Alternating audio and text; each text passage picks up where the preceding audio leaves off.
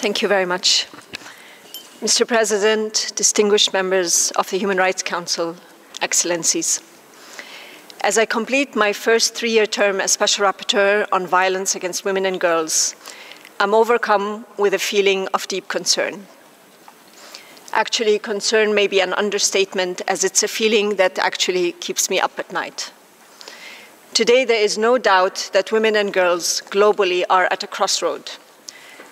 Progress in women's equality and political economic participation is hampered by an alarming setback.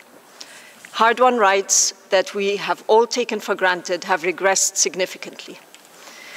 These setbacks are most clearly exemplified by the blatant disregard for the safety, dignity, and humanity of women and girls, particularly in recent conflicts. Warring parties have shown the utmost contempt for international human rights and humanitarian laws designed to protect civilians, women and girls, as seen in Gaza, Haiti, Sudan, Ukraine, amongst others. Other hard-won rights where we have seen significant erosion include more restricted access of women and girls to sexual and reproductive health rights, attempts to decriminalize female genital mutilation, and the rise in child marriage, to mention a few. Collectively, the international community has the resources to prevent and stop the killing, torture, maiming, subjugation, and discrimination of women and girls. Yet many countries, including affluent ones, have justified austerity measures to divert already limited resources away from grossly underfunded frontline services and organizations assisting and supporting victims of violence against women and girls.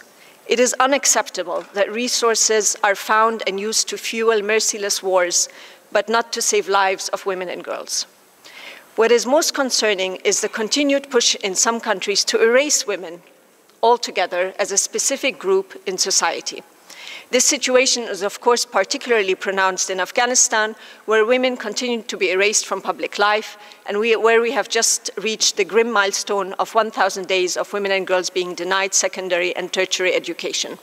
But in other countries, we also see other concerning attempts to erase women from language, to deny them their freedom to assemble, advocate, and speak on issues that are important to them, including the centrality of being female to their lives.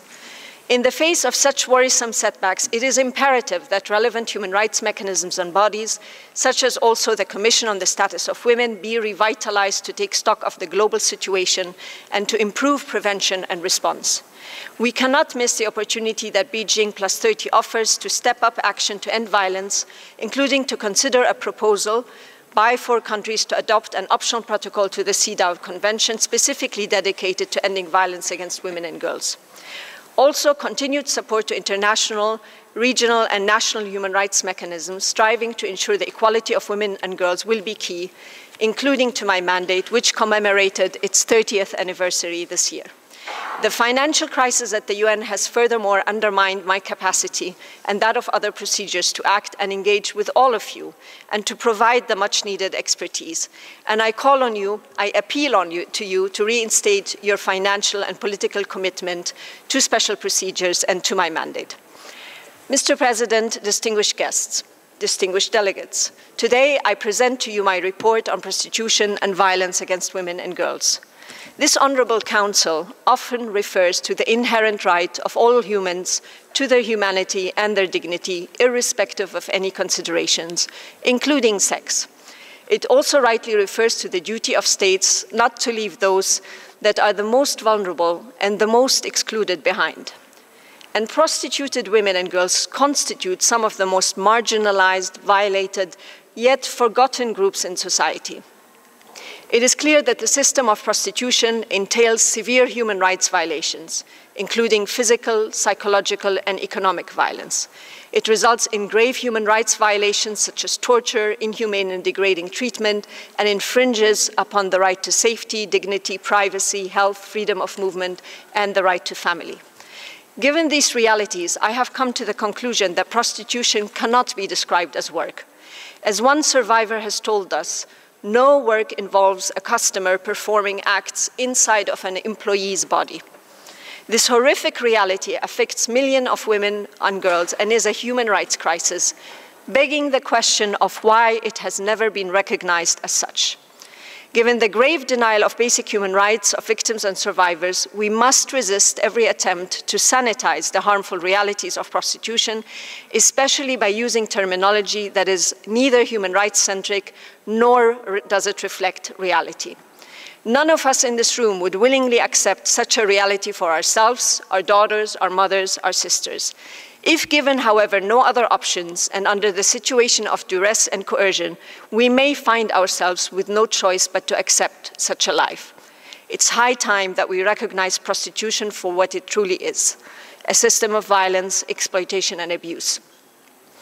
Of particular concern is how the system of prostitution sexualizes and racializes poverty, and how it preys on women from marginalized backgrounds.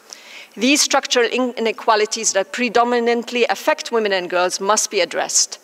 Moreover, the perceived right of men to purchase sexual acts normalizes systematic violence against women and girls and blurs the line between consensual sex and sexual violence.